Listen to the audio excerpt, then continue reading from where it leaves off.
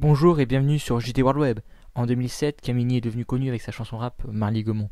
Il scénarise son premier film, Bienvenue à Marly Gaumont, qui s'inspire de l'arrivée de son père dans un village picard et de son enfance. Depuis novembre 2017, Camini présente une émission basée sur le patrimoine des Hauts-de-France, nommée Les gens des Hauts, diffusée sur France 3 Hauts-de-France. Découvrez la petite interview de Camini enregistrée lors des 33e rencontres internationales de cerfs-volants pour un tournage de l'émission Les gens des Hauts. Dédicacé à tous ceux qui viennent des petits patrimoines. Parce que ça fait partie du patrimoine de Berck, tout simplement. Je suis déjà venu faire un épisode à l'époque, ici à Berck, avec les gens des Hauts sur l'hôpital maritime. Et là, on se devait de revenir parce que c'est la 33e édition, ça fait 30 ans que ça dure, ça brasse énormément de monde, ça vient de partout dans le monde. Les gens qui viennent du Koweït, de Chine, de Belgique, du Canada. Donc c'est quand même un gros événement qui brasse beaucoup de gens, un événement familial. Et donc voilà, ça fait partie du patrimoine des Hauts-de-France. Et le principe de l'émission, c'est justement ça, c'est de parler du patrimoine matériel et aussi du patrimoine immatériel. Et donc voilà, on se devait de faire un épisode sur l'événement. C'est un événement familial.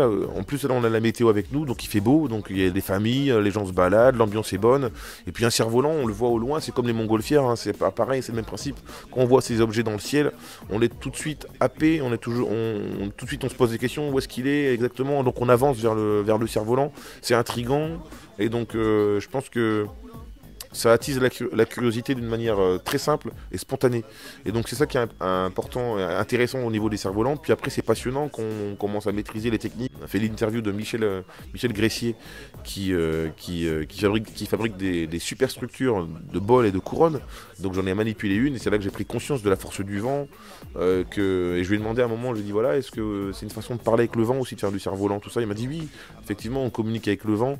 Et je trouvais ça assez intéressant, touchant et passionnant à la fois, et c'est un peu le principe de l'émission de toute façon.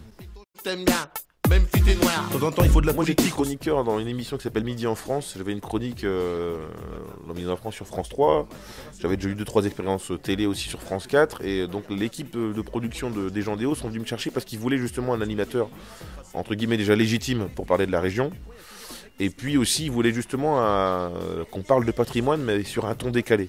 Pas un ton qu'on a l'habitude d'entendre en télévision, l'habitude d'entendre et de voir à la télévision. Ils voulaient justement un ton décalé, qu'on puisse parler de la manière la plus simple possible, et puis être détendu, voilà, qu'on puisse rigoler, tout en étant sérieux et ludique quand même, hein, faire de l'info aussi.